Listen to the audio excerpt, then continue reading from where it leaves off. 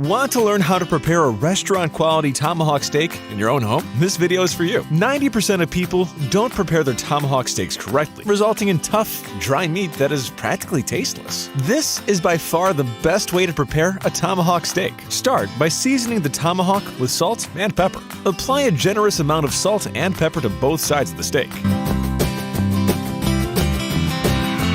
Next, we're going to sear the steak. Turn your barbecue onto high heat. Pour down a generous amount of oil. Place the tomahawk onto the barbecue. Sear each side for 3 minutes.